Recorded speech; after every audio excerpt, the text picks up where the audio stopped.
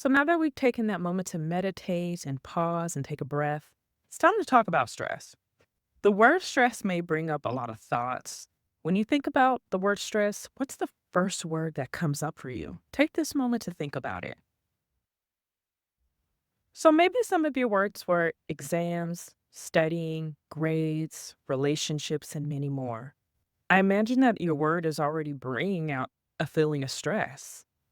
It's important to note that all stress is not bad. When we think of stress, we tend to think of it as just negative. However, stress can be positive. Stress can motivate us, give us a boost of energy when we need it, and keep us from procrastinating. So, your stress can actually serve you. We can use stress to help us channel discipline, maybe even inspiration and clarity. Now, let's think about how we can identify those signs of stress. Let's start with the body. Stress can make you feel anxious, jittery, foggy, stuck, depressed, or maybe have a sense of urgency. Review the visual and think about where stress shows up in your body.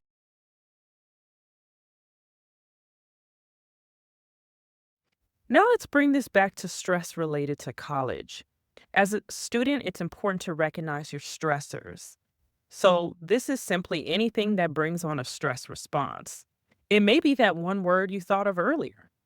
So in college, this can look like worrying about your academic performance and grades, balancing student life and friendships and relationships, family expectations, finances, deciding on your major or area of study, current news and politics.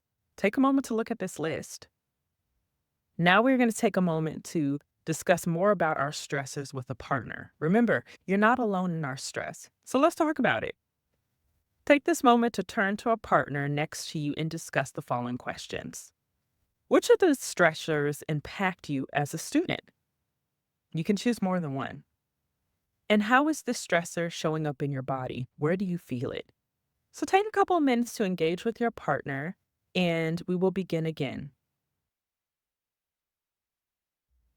Great. I hope that was a helpful discussion with your partner or the class. Remember, you're not alone in your stress, right? We all experience it.